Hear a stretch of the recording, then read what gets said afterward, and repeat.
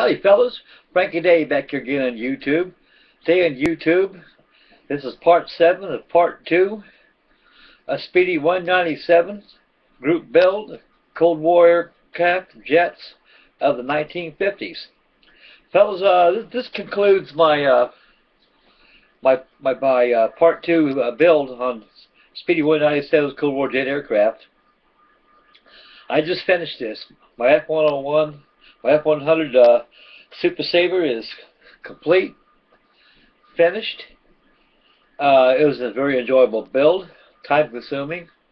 I put 6 more hours on it, and believe you me folks, gee, I'm getting a little tired. I'm about ready to hit the sack pretty soon. So anyway, this concludes the build. This is part 7, and before I got some good news, fellas. Let me present my model first, and I'll share the good news with you. Right here, fellas, this is the finished build, part 2, a speedy197's group build of Cold War jet aircraft of the 1950s. My F-100 Super Sabre is now complete. I have all the ordnance on there. I got the Phoenix missiles on there. Auxiliary fuel tanks are on there. And as you can see, I got all the ordnance on there. The decals are on there. I gave the airplane a little bit of a buffing here and there, and it came out pretty good. Got the cockpit on there. Got the pilot painted up. The pilot's kind of sparse, fellas. You know, it's not bad. It's just one notch better than Lindbergh on the F-94C Starfire. Even Walt's MiG-21 he had his pilot is bad as pilot of my F-94C Starfire. But this pilot on here is not too bad. It's a little better. Boy, fellas, I got airplanes on my left, airplanes on my right, above me and everything. You'll be seeing that real soon. There's the pilot. I got the inspection bay open up where the 7mm are at, and I put a wash for the guns, and I got the spine, the dorsal painted there like I showed you, and I got the warning stripes on the afterburner section. As you look back over here, fellas, I airbrushed silver, aluminum, mixed with black. I airbrushed it first. When it's all done, I went back and a tint of brown. Went back over the black again. After that was done, I took some aluminum paint, went in and feathered it in. As you can see, it gives you the effect of burnt aluminum. Because, like I say, these Pratt & Whitney engines in these old F-100s, they really they put out some heat.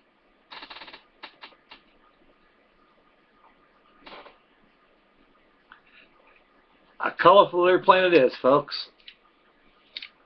Put on its back.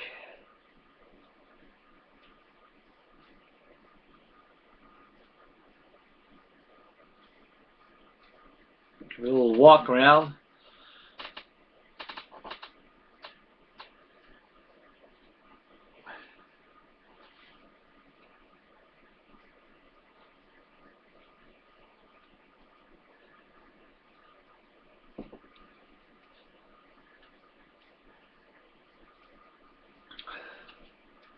Put on her back. Well, that aluminum plate I put on it really makes it shine, guys. I learned this from my late father. He taught me all the tricks of building things. That's how I learned to build my models. I was building models since I was 4 years old. I just turned 73 last week. It was my birthday. And so I got a very good birthday present I got. And we'll get into that in a minute here, fellas. Just want to have you guys gander this at my Super Sabre here. As you can see, that metal really really does, that burnt metal effect really makes it look good.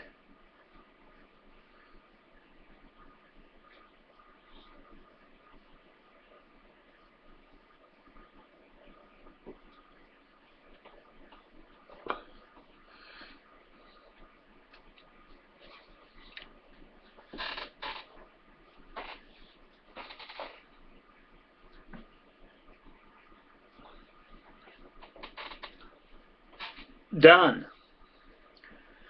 Now I'm going to prepare for the group build. I decided I'm going to go ahead and start a Battle of Britain build. I was thinking about doing my Heinkel 1/32 scale. speedy197 Mark wants to do a Lancaster. I elected to go ahead and build a Spitfire, my 124 Airfix Spitfire. That's what I'm going to do, and I believe that Warren's got a 124 scale measurement, so that'd be a pretty good companion with my Spitfire, and we'll go there. And we got some other fellows that want to join in. Gee, Alex, I want to get into your lemon build, buddy. But doggone, I got no lemon planes or ships to build, and all my stuff is just all done like the way I want it. I don't want to tear it down and start over again, but I can understand what you're doing as an enterprise. I'll tell you one thing,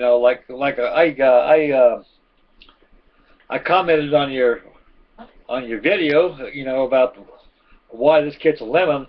I want to tell you something, fellas. When you get models like that, it's done intentionally. It's all about money, guys. They take a model, they design the damn thing, and they turn around and they produce it. And they sell it to guys like us. And you look, and you got a person that has a very keen eye for detail, like Alex and like the rest of you guys out there. And there's something missing in the kit, and they torture you to death by giving you 4 or 5, maybe 6 jet aircraft.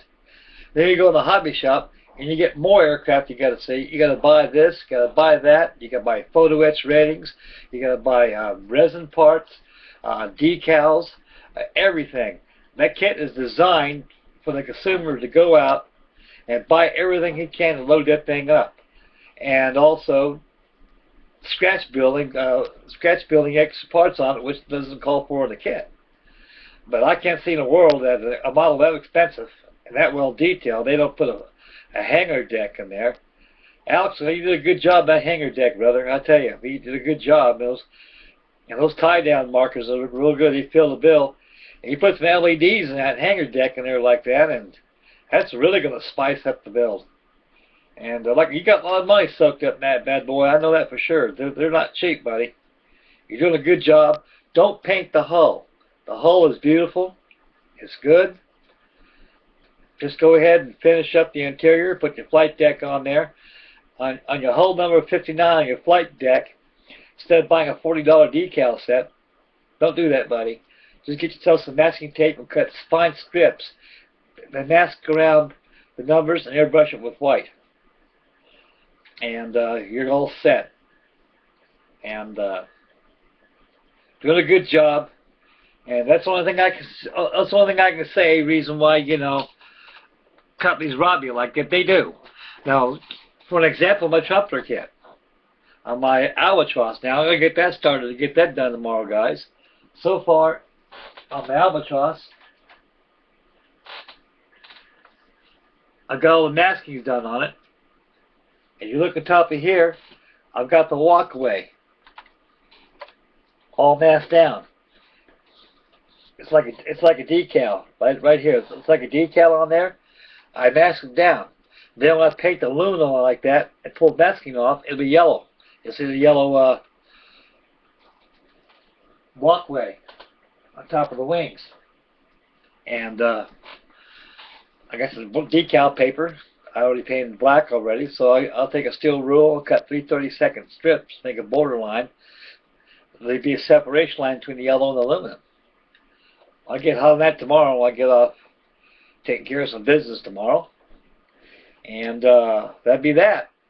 Anyway, I'm glad I got this build all done. It's concluded. My part's all concluded, and And there's very nice of you, Mark, out there extending the group build until the end of the month, and the end of the month is just about here already. I should get my naval pension in a couple of days and go out and buy some more models. And you stay tuned. I'll get that B-17 for you. I haven't forgot that B-17 yet. I'm going to go back to the hobby shop tomorrow and see if Smitty down there has got that B-17. I ordered 2 of them. One for me and one for you. You owe me nothing on it, buddy. And I got enough in my stash already. I know you've been wanting one really bad. And this vintage kit is 1980s. And I'm going to load up some Airfix kits too tomorrow. And get some more paints. And probably get started on my group build by Tuesday of next week. That'll be that. Anyway, fellas, here's the good news, guys. Here's the news. Like I said, good things comes those that wait. I've waited.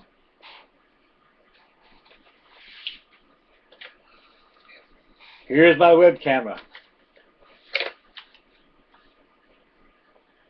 I got my camera, I got the tripod. I got to go down there to office, go down there to Best Buy and get me some software, and so hook it up to my computer.